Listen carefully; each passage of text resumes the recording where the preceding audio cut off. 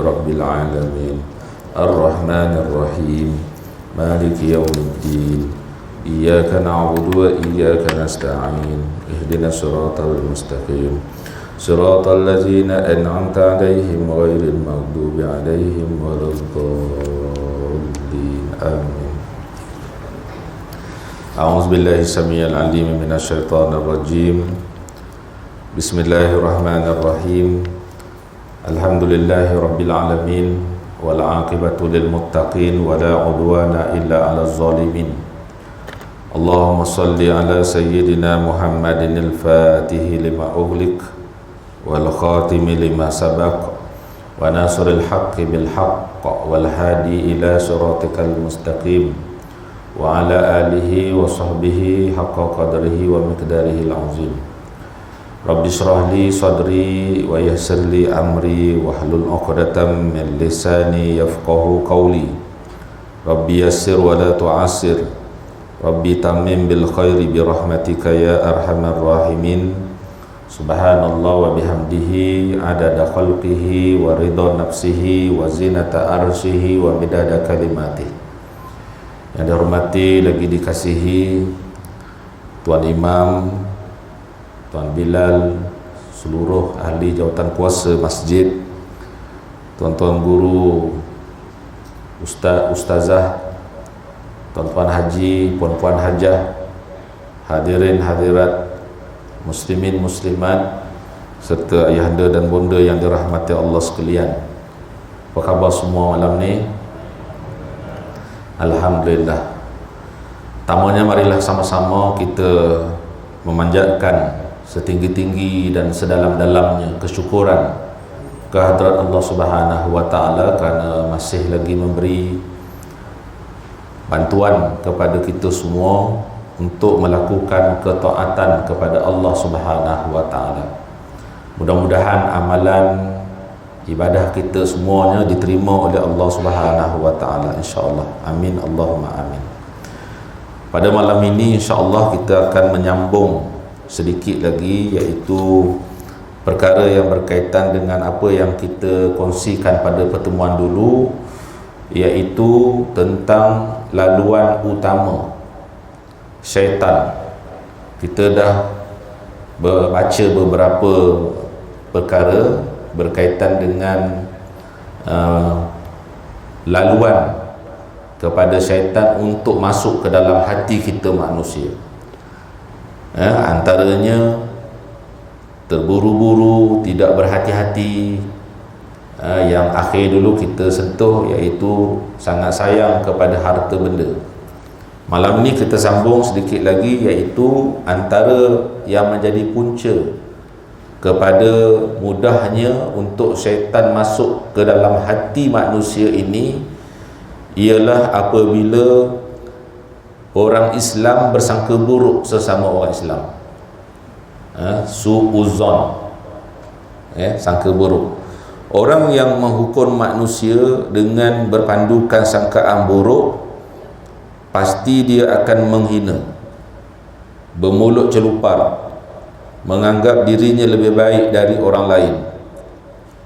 Ni yang agama Islam tak bagi.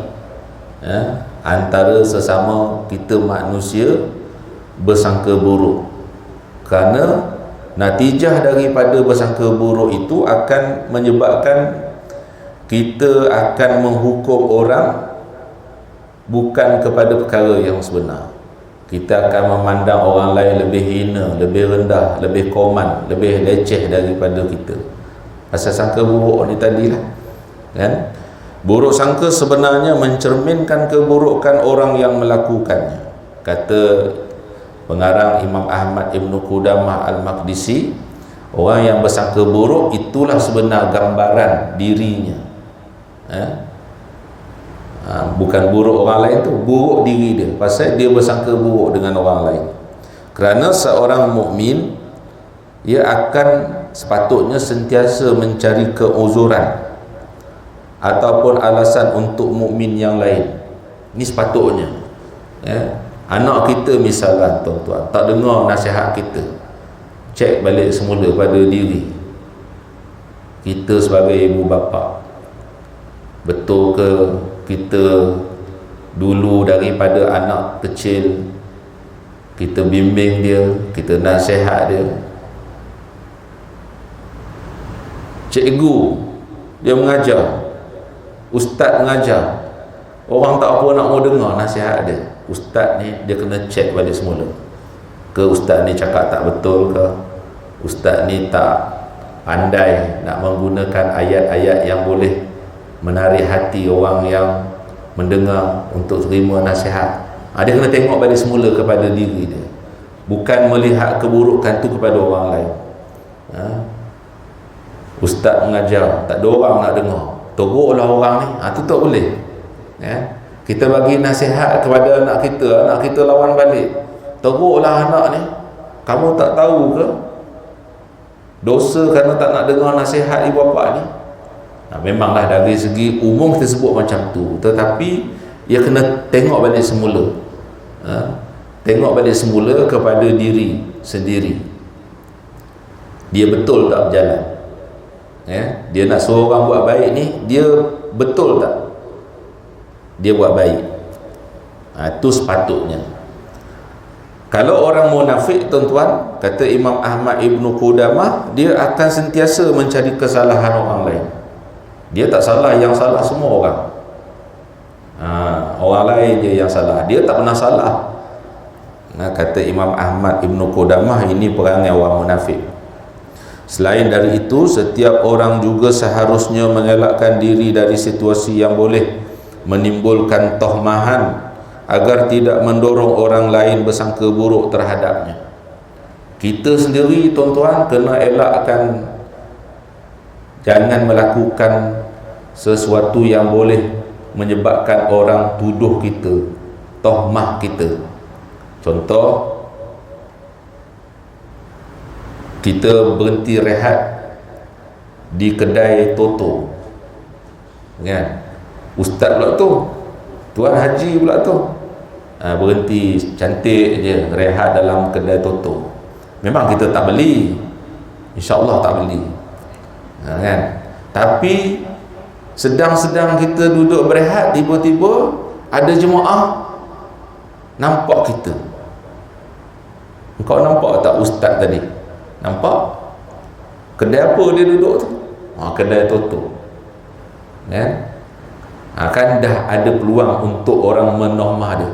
Ustaz beli nombor ekor ke? Ustaz beli nombor ekor ke? Tak? Mungkin lapisan pertama dia boleh berhusnuzan, takkan ustaz beli. Tapi kalau orang yang kedua ni, dia cerita kepada kawan dia yang lain, kau nak tahu tak, hari tu aku nampak ustaz duduk dalam kedai nombor ekor. Dah mula kan penerimaan orang yang kedua daripada cerita lapisan yang pertama tadi. Serius, tuan-tuan. Walaupun mungkin yang pertama tadi, orang barisan pertama tadi, dia cerita sambil nak bergurau, nak suka-suka. Tapi orang yang kedua, dia dengar cerita tu serius. Dan akhirnya bila dia cerita kepada kawan dia yang ketiga, lagi serius. Kau nak tahu tak, ustaz tu dia beli nombor ekor. Kawan nombor 3 kata, takkanlah dia ustaz kan, dia nak beli nombor ekor. Dia walaupun dia tak percaya, tapi yang kedua ni meyakinkan. Iya, kawan saya tengok. Tengok cerita dia, tuan-tuan. Sebab itu dalam kaedah fiqh, dia ada satu istilah yang disebut sebagai sa'du zara'i. Elak diri daripada melakukan sesuatu perkara yang menyebabkan akhirnya nanti orang kutuk kita, mengumpat kita. Cantik je gambar dengan kita lelaki, gambar dengan orang perempuan. Mula-mula gambar ramai-ramai, lepas tu kita nak gambar kita dua je, kenang-kenangan. Memanglah masa okey tu tak apa, tetapi dia beri ruang untuk pada waktu-waktu yang akan datang ini, boleh jadi dia akan terfitnah dengan sebab gambar berdua tu, kan? Sebab syaitan dia tengok ni dah ada ruang ni nak kenakan Orang ni ustaz lagi, tuan haji lagi, imam lagi, contoh kan. Lagi mudah untuk viralkan dalam dunia serba canggih dengan teknologi sekarang ni. Mungkin orang lain tolong snap, dia saja-saja suka nak snap gambar, tapi tak semena-mena dia upload gambar tu dekat medsos. Lepas tu ada pula orang nampak, orang kenal isteri ustaznya bukan ini mungkin yang kedua ke, kan? Kalau betul yang kedua tak apa, tapi yang sebaliknya, kalau bukan yang kedua, maksudnya dia bergambar dengan siapa. Jadi ada ruang untuk orang fitnah. Sebab tu kena elakkan. Inilah di antara sebahagian daripada pintu masuk syaitan ke dalam hati. Menutup pintu-pintu ini merupakan satu-satunya jalan untuk merawat penyakit-penyakit tersebut. Semua kita ada, tuan-tuan, pintu untuk syaitan masuk. Semua kita ada. Ustaz lagi banyak pintu untuk syaitan masuk. Sebab ustaz dia cakap banyak, kadang-kadang dia rasa macam dia bagus, kan. Bila dia rasa macam dia bagus tu, masa tu dia membuka laluan kepada syaitan untuk masukkan banyak lagi strategi untuk nak binasakan orang ni. Sebab itu tidak adalah jalan lain melainkan kita kena sedaya upaya untuk menutup ke semua pintu-pintu ni daripada dimasuki oleh syaitan. Kalau itu kita boleh buat, maknanya selamatlah kita daripada tipuan, hasutan, godaan daripada syaitan. Tapi untuk nak dapat ini, tuan-tuan, dia kena melalui satu proses yang kita panggil sebagai pembersihan jiwa. Bersihkan jiwa kita. Susah nak bersih jiwa ni, tuan-tuan. Kita dah biasa seronok mengumpat, tiba-tiba hari tu tak mengumpat. Cuba cek balik semula, lesu je badan, tak semangat je hidup. Cek-cek tengok rupanya hari ni tak mengumpat lagi. Dia bila belum boleh mengumpat dia segar, kan?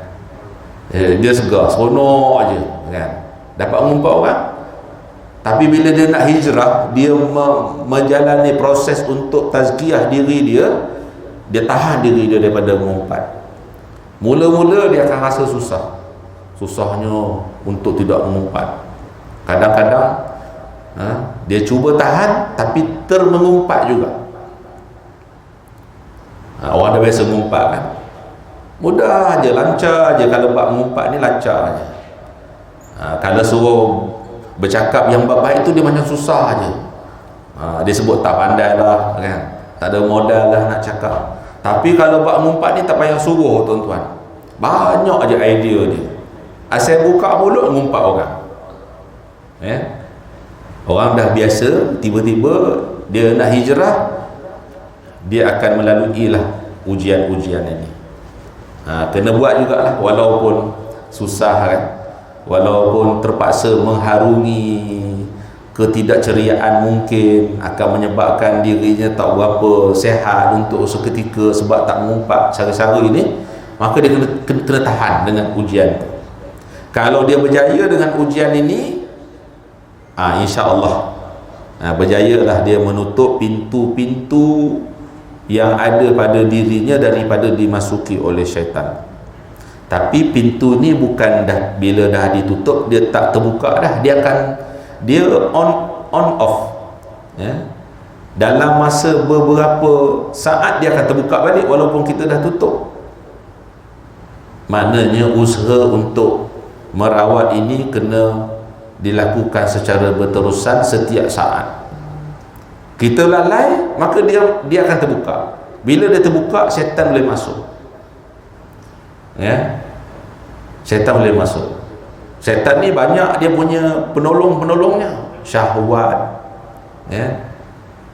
dunia, kawan-kawan, ni penolong-penolong kepada syaitan. Semua ni nak masuk tawan hati kita, tuan-tuan. Iman pun nak tawan hati kita juga. Dan kita memang berhadapan dengan pertembungan di antara iman ataupun syahwat. Kalau iman dia berjaya menguasai hati kita, maka tutur bicara kita adalah tutur bicara yang baik-baik. Tindakan kita macam sekarang lah tuan-tuan. Ini maksudnya kita boleh kenal pasti hati kita ni yang berjaya menguasai siapa? Iman. Bila iman yang menguasai hati kita, alhamdulillah kita duduk dalam majlis taman-taman syurga ini. Tapi kalau sebaliknya tuan-tuan, hati ni dikuasai oleh syahwat, berjaya syaitan menguasai hati, maka tutur bicara dia lain. Tutur bicara dia akan keluar perkataan yang mengumpat, mengutuk orang, memfitnah, mempeleceh orang tak habis-habis, memandang orang dengan pandangan yang hina, dia je yang mulia, kan? Dan dia tak akan duduk dalam majlis seumpama ni tuan-tuan.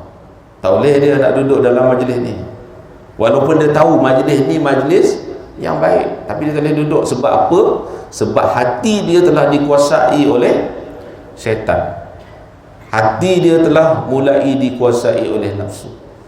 Jadi kita boleh kenal, kalau kita boleh duduk dalam majlis ni untuk antara maghrib sampai isyak, dalam dunia kita sekarang ini yang penuh dengan godaan, yang ada macam-macam tarikannya, kan? Tapi kita boleh sehari-hari spendkan sedikit masa kita untuk duduk dalam majlis ini, maka itu tandanya hati kita telah dikuasai oleh iman. Hati kita telah dikuasai oleh iman.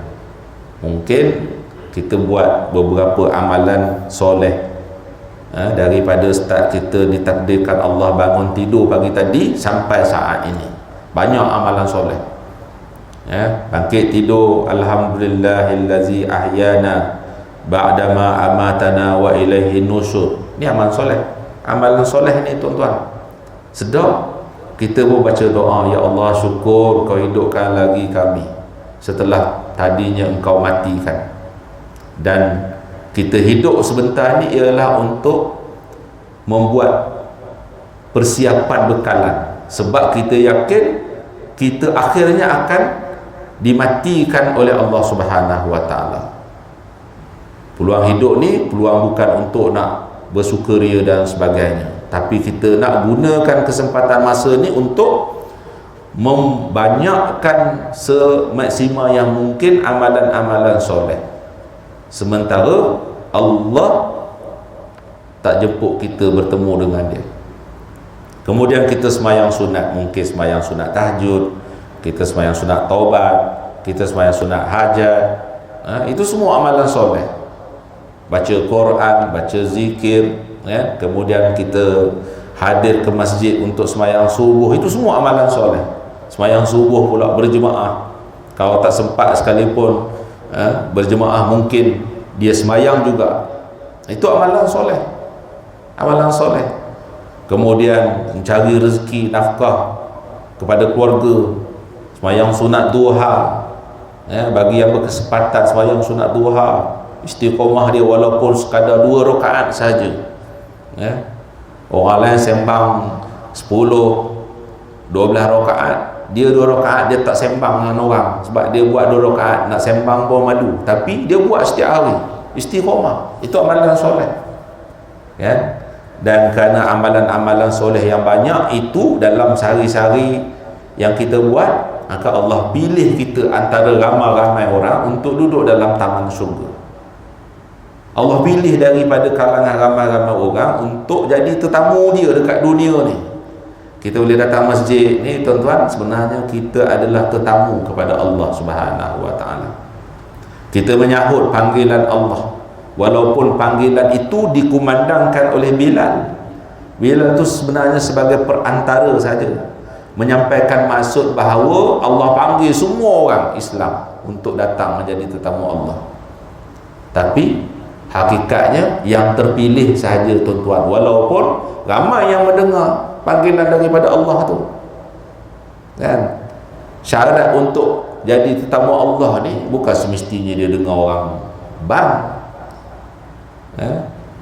Yang tak dengar bang pun kalau dia terpilih, dia boleh jadi tetamu Allah. Syarat dia bukan mesti kena duduk dekat dengan masjid baru boleh datang kan. Walaupun duduk jauh, tapi kalau menjadi pilihan Allah, dia boleh datang. Kalaupun dia duduk dekat, tapi kalau Allah tak pilih, tak datang tuan-tuan. Maka syukur kita kerana Allah pilih kita. Dan syarat dia bukan kerana sihat. Ramai ni saya tengok ni, hampir 70% tak apa sihat ni, yang datang majlis ilmu, yang duduk di rumah Allah ni. Bukan syarat nak datang jadi tamu Allah ni mesti yang sihat-sihat semua, tak. Kalau sihat tapi tak dipilih oleh Allah, tak sampai dia tuan-tuan. Dengar cerita kata hiking hujung minggu 100 naik gunung itu, naik gunung ini kan, kayuh basikal 100 km sehari-sehari, hari Sabtu, hari Ahad 100 km kan. Hak yang tak kayuh basikal apa tu, jalan kaki sedari pukul 3 pagi lagi dah bangkit dah. Sisih pula orang kita nak pergi masjid ni, jalan kaki. Kita balik masjid, dia tak habis lagi jalan kaki. Tapi apa makna lamanya dia berjalan kaki, jauhnya perjalanan dia, tapi masjid 2 jengkal dengan dia pun dia tak sampai.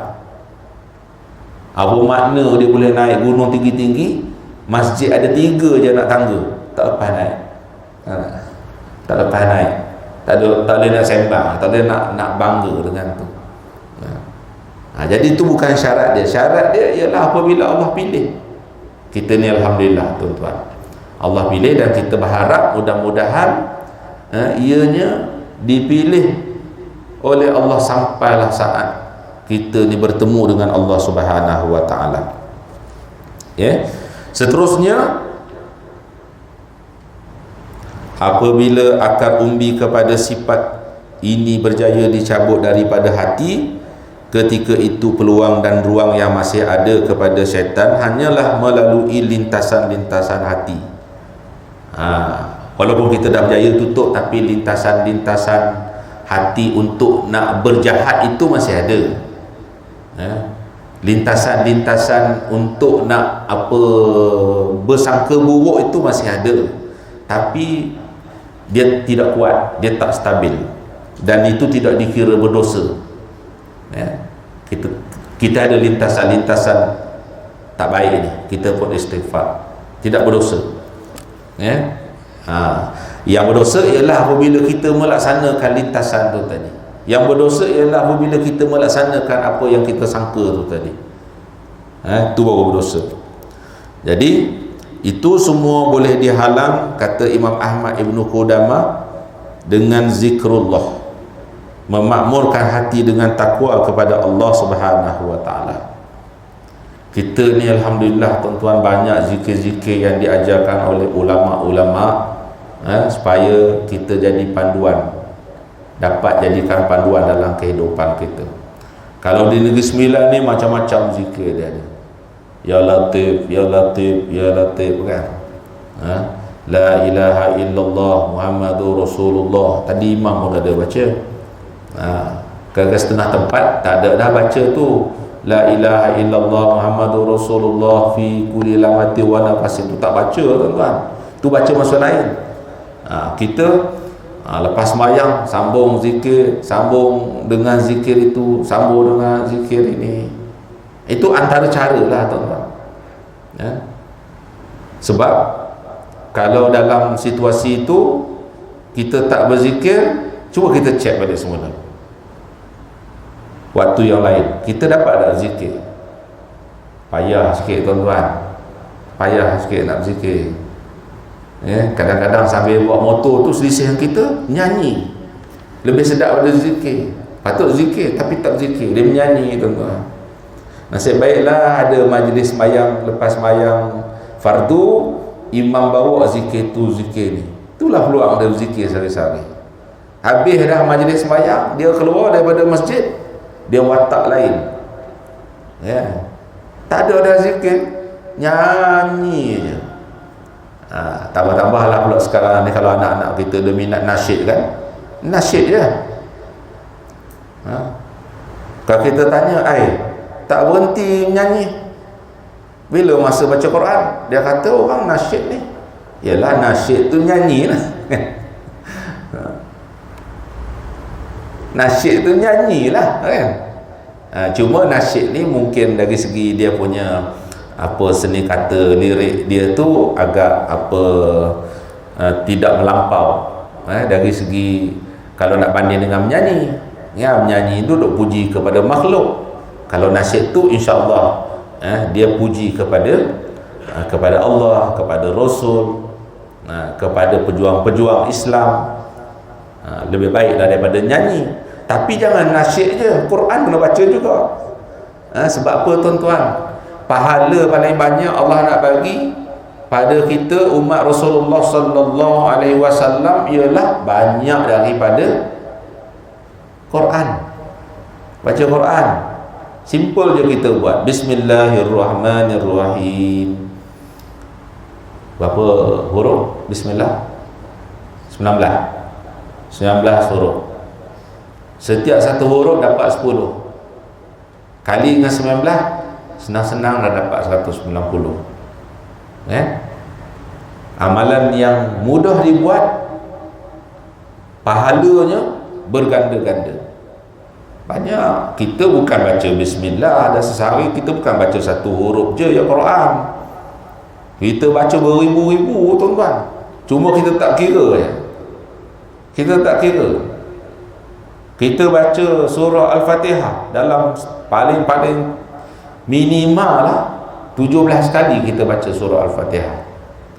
Melalui ibadat solat. Sembahyang 5 waktu 17 rakaat. 17 kali kita baca surah Al-Fatihah. Wah, banyak dah pahala. Boleh dapat daripada membaca surah Al-Fatihah. Belum lagi baca Quran. Kalau nak tanding dengan nasyid tu saja tuan-tuan, sikit je lah pahala daripada nasyid banding dengan baca Quran. Nasyid kadang-kadang nak kena menarik suara apa semua kan, supaya pitching tak lari, suara tak sumbang. Baca Quran tak apa, lagu kita lagu paling sedap dalam dunia. Jangan tanya orang, tanya kita sendiri, macam mana lagu ustaz? Sedap lagu saya, kalah Imam Al-Haramain tuan-tuan. Takkan kita nak kata lagu kita tak sedap? Walaupun kita tak pernah masuklah musabaqah tilawah Quran, tapi kita mesti akan kata lagu kita paling sedap. Kadang-kadang kita bawa kereta, kita baca surah Al-Fatihah, kita buatlah lagu macam-macam, walaupun lagunya tak sama langsung pun dengan lagu Imam Al-Haramain. Tak apa tuan-tuan, tetap sedap sebab lagu tu kita seorang yang dengar. Sebab tu kalau dia nak tahsin lagi, maknanya itu dia memang kena berguru lah. Tapi kalau dia tak berguru, kita bacalah seorang-seorang. Dapat ke pahala walaupun lagu? Kalau orang lain dengar, lagu apa ni ustaz? Tak sedap langsung, tak apa. Yang penting dapat pahala tuan-tuan. Mana ada dalam dunia ni kita baca sesuatu yang kita tak faham, tapi kita tak boring baca dia. Malaikat Al-Quran. Sebab apa jadi macam tu? Kerana Al-Quran ni mukjizat. Orang bagi surat khabar kepada kita, Sinciu Jipoh, iya ke? Surat khabar Cina. Kita tengok apa ni, tulisan pun kita tak faham nak baca. Agak kita nak terus nak baca tuan-tuan. Tak baca, kita tak tepi. Buat balutlah nangka ke nanti. Tak. Buatlah bungkus apa-apa kan. Sebab apa jadi macam tu? Sebab kita tak faham. Nak buat apa kita menghabiskan masa kita baca benda yang kita tak faham? tetapi tidak kepada Al-Quran. Ramai di kalangan kita, termasuk saya tuan-tuan, baca Quran tapi tak faham makna dia, tapi kita tetap membaca dia. Inilah kasih sayang Allah Subhanahu wa taala pada kita semua, untuk nak bagi pahala pada kita dengan cara yang mudah-mudahan, dengan kita tak payah nak susah-susah, senang-senang je. Sehari-hari kita boleh baca beribu-ribu kalimah ayat Al-Quran, dan setiap satu huruf itu diberi gandaannya sehingga 10 kali ganda. Amalan lain susah tuan-tuan kita nak buat. Baca Quran senang, kan? Sebab tu rugi orang tak baca Quran dalam sehari-hari. Rugi sangat-sangat dia hidup sehari-hari tapi tak baca Quran. Rugi sangat-sangat. Alhamdulillah, sebab kita semayang, kita dapat membaca juga Al-Quran walaupun sekadar Al-Fatihah. Tapi tuan-tuan, kita takkan nak baca Al-Fatihah aja sepanjang umur hidup kita. Kita nak juga tambah-tambah sikit lagi bacaan ayat-ayat surah-surah yang lain, kan? Tidak sekadar baca Fatihah tu nak bangga pada Allah, saya baca Quran tiap hari ya Allah, tapi surah Al-Fatihah ajalah. Yang lain Allah turun 30 juzuk tu, setebal 600 lebih itu Fatihah aja baca, ya? Bukan tujuan sekadar boleh baca Fatihah saja, tapi kita kalau boleh tuan-tuan, kita nak baca ke semua sekali. Tu baru buat baca, ya? Iqra, tilawah, tahsin, tadabbur, praktik. Baca ayat Quran, kalau kita faham, kita akan buat. Kita hari ini sebab tak faham, tu tak buat. Minta maaf sebut begini tuan-tuan, termasuk saya lah. Pasal apa ustaz tak buat ni? Dalam Quran ada, tak faham. Jawapan dia tak faham. Kalau faham, insya-Allah buat. Insya-Allah akan usaha untuk buat. Tapi sebab tak faham, Allah nak kita buat begini. Tapi kita tak faham, pasal kita baca sekadar baca dalam bahasa Arab saja. Sebab tu dia kena ada program tadabbur supaya kita boleh faham.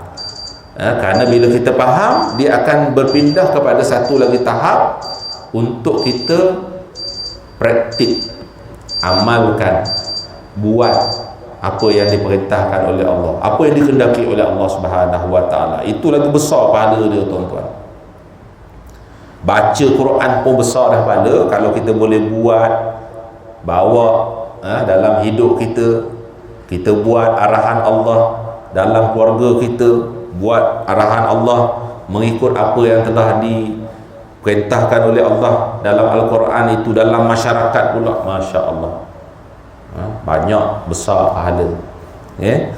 Baik, jadi kalau sekiranya kita dah berjaya, lintasan-lintasan tadi masih ada, cuma dia tidak kuat. Itu yang kita sebut tadi dengan zikrullah. Sebab apa? Syaitan ini dia umpama anjing kelaparan yang menghampiri kita. Syaitan ni dia cuba nak dekat kita. Kita tak mau kawan dia, tapi dia nak kawan kita. Kita kalau orang tak mau kawan kita, sudah, peduli apa dia? Kan bukannya untung pun dia tak mau kawan kita, lantaklah dia tak mau kawan kita. Tapi tuan-tuan, dia beza dengan syaitan. Syaitan, kita tak nak berkawan dengan dia, dia nak kawan dengan kita. Kita nak berkawan dengan dia, wah lagi dia suka. Bagus betul lah dia kata, mudah lah orang ni, cuit sikit je dah jadi member dia dah, kamcing pula tu. Tu syaitan. Kalau kita tak nak kawan dia, benci betul lah dengan syaitan. Kerana kita faham Allah dah mengingatkan kita, jangan kita mengikut langkah syaitan, jangan kita berkawan dengan syaitan. Alam a'had ilaikum ya bani Adam alla ta'budu syaitan innahu lakum adu mubin. Sebab syaitan ni musuh kita, tapi hakikatnya syaitan nak kawan juga dengan kita.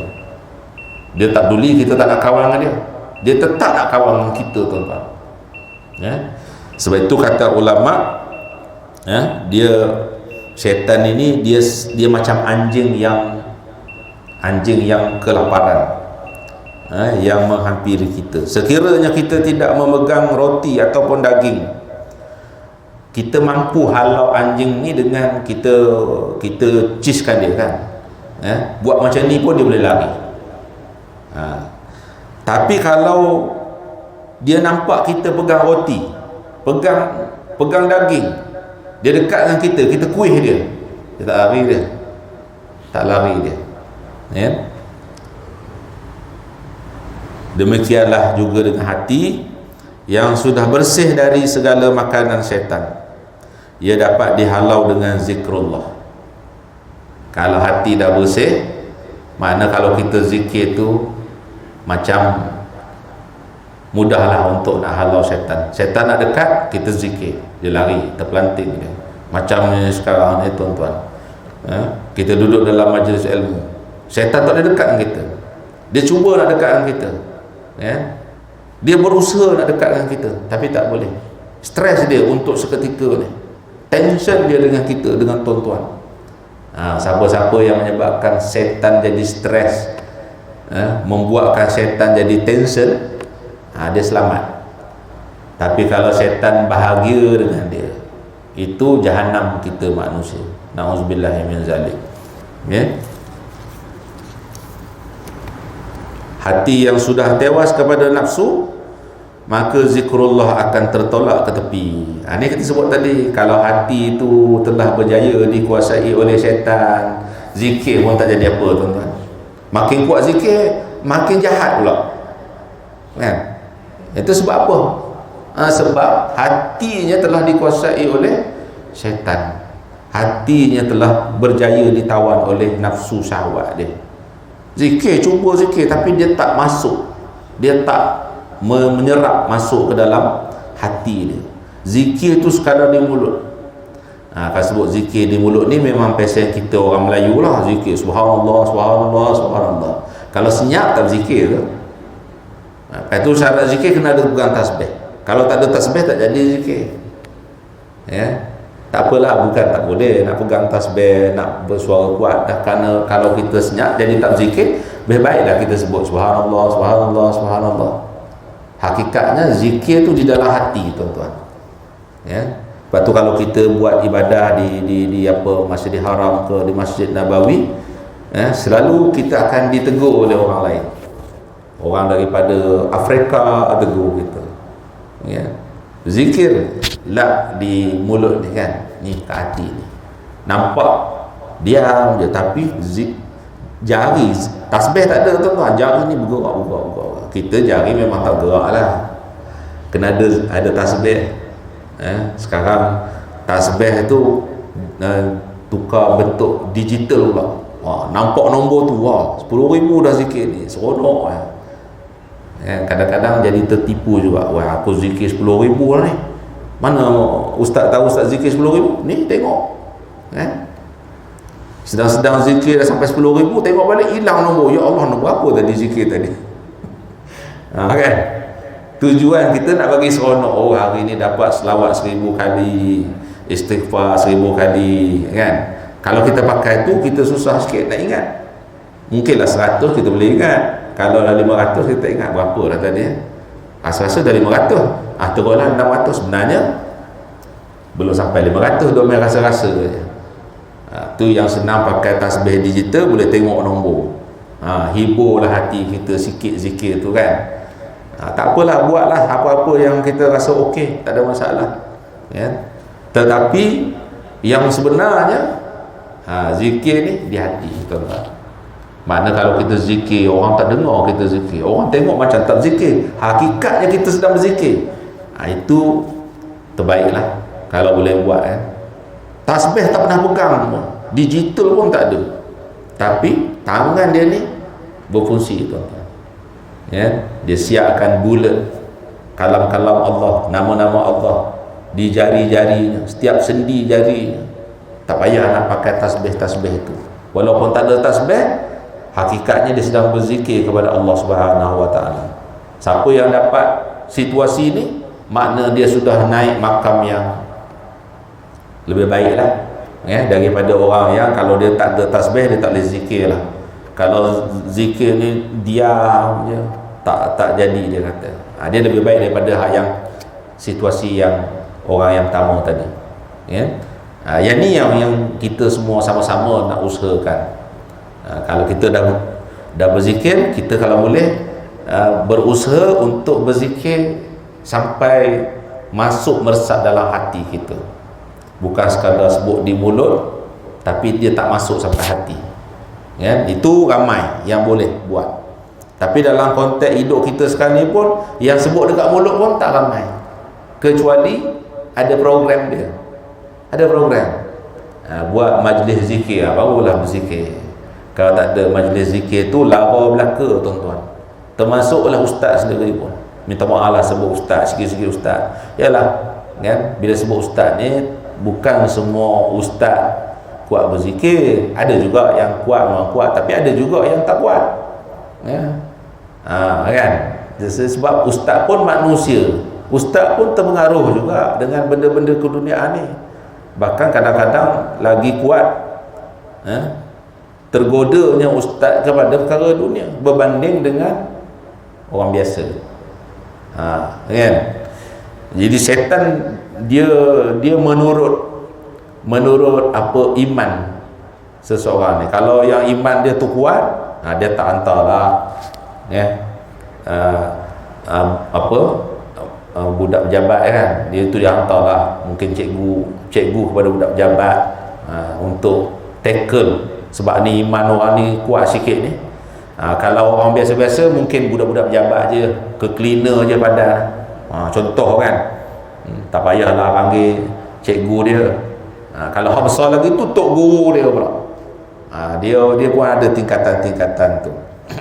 Jadi itulah tuan-tuan sedikit yang kita dapat kongsi pada malam ini. Mudah-mudahan sedikit yang kita sebut ada manfaat pada kita semua. Kesimpulan yang kita sebut pada malam ini ialah perkara yang berkaitan dengan bersangka buruk orang Islam terhadap sesama orang Islam sebenarnya membuka laluan kepada syaitan untuk masuk ke dalam hati kita.